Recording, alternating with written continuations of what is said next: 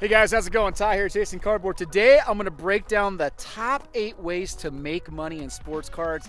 Look, it's a question we get all the time. It's an email we get all the time. It's, hey, I saw one of your episodes. Love what you're doing. We just came across this collection, or I have this idea. What do you think? Will this work? And my gut reaction is, hold on. What are you doing? Making money in sports cards is really hard. Say what? In fact, most people lose money in sports cards. It's a money pit. But it's not fair. It's not fair because there's lots of people doing really well in sports cards. There's lots of people that are creative in the industry, and I want to be fair. Look, we're a perfect example of that.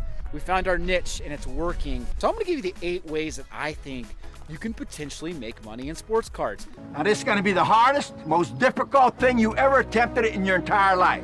But you know what? When it's over, get emotional. When it's over, you guys are going to be champions. Champions! By God, you're going to be champions. So the first way that you can make money in sports cards is our bread and butter.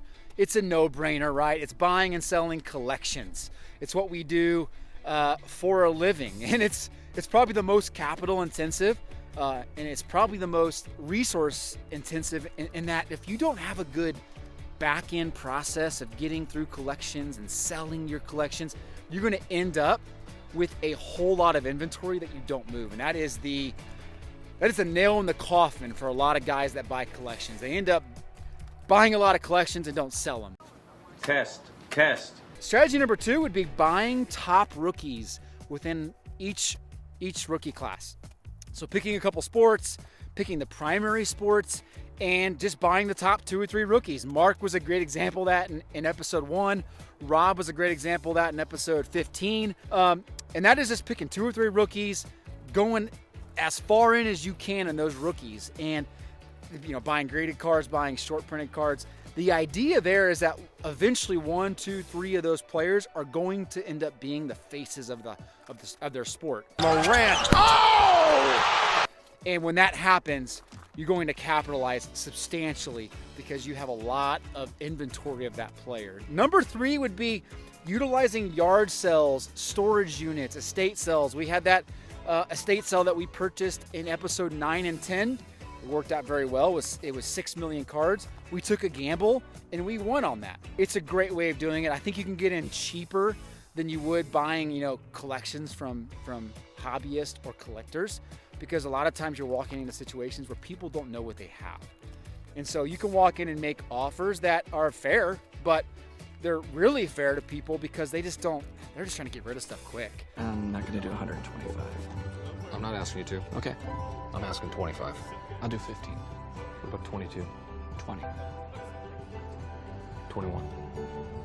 Okay. Strategy number 4 would be analyzing prospects and undervalued players. If you're a coach or if you're a talent evaluator and you can look at players and say, I think this guy's got the potential to be something good. He had a bad rookie year, he had a bad sophomore year, but he's got all the tools, and you're willing to take the risk after a guy becomes undervalued. So many guys that I know in this hobby do really well by kind of going in on players after they don't meet expectations. A good example of that on the show would be episode 7 with Joey. He was very good at picking players. So go use your skills, use your analytics, use your talent evaluation. Side note, did you know that we have an email newsletter that goes out every Monday? We spend a little bit of time. We actually spend 3 to 4 hours a week putting together a sweet newsletter with hobby insights, metrics, headlines you need to know, top tweets of the week. It's free, it's fun. Click the link in the top right corner or top left corner, wherever that ends up. Option number 5 would be ripping product and piecing out team sets and player lots. It's grueling, it's a gamble, but it can work. And I know many guys in this hobby who have made full-time living out of simply playing the numbers game. And it truly is a numbers game when it comes to ripping quantity, because you are basically looking at odds and you're playing out the number of sets that you're going to get, the number of player lots that you're going to get, and you're playing the math. And your gravy is when you hit really high-end top cards in the product. Oh Jordan Kobe, 5 of 10. That basically add to the bottom line and allow you to be profitable. Usually only works really well in baseball.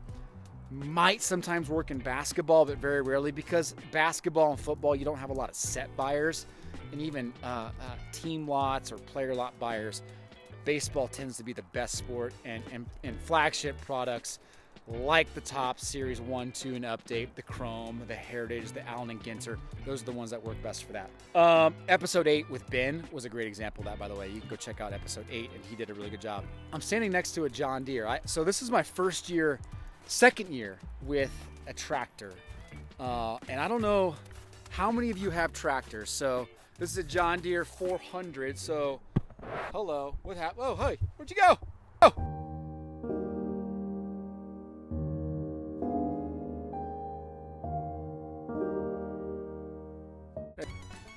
There you are. Anybody else have a tractor? I mean, I have to have a tractor because of the snow, but I've learned the hard way that, again, you get a tractor and you just have to deal with all the maintenance, all the little things that you have with a, $30,000 piece of equipment. Anyway, sorry, I was just staring at that big, beautiful green machine. Okay, option number 6 would be adding value by grading cards. Now, again, I know that a lot of you have a sour taste in your mouth with grading. I have a sour taste in my mouth with grading because it's imperfect. There's a lot that is wrong with grading, but I still think the good outweighs the bad. There's 2 really prominent grading companies. I would say 3, I guess. PSA, BGS, SGC. I default to SGC on nearly everything with vintage. Modern, it's a split between SGC and PSA. But again, it's imperfect. I understand it's imperfect. I like my cards in slabs. If you build up your ability to look at cards and evaluate the condition of a card, you can make pretty good money evaluating cards, getting them graded, basically building in the appreciation. You take on the risk, you build in the appreciation, and you can do well. Okay, strategy number 7 would be buying vintage and holding it. Vintage appreciation is real. Like, it is a real thing. If you have the patience to hold vintage for 5+ years, if you can buy top tier guys, the Mays, the Aarons, the Mantles, the Ted Williams, those guys very rarely lose money. And there's been a huge shift to people that are trying to diversify money, diversify their assets, and they're using vintage cards as a way to do that.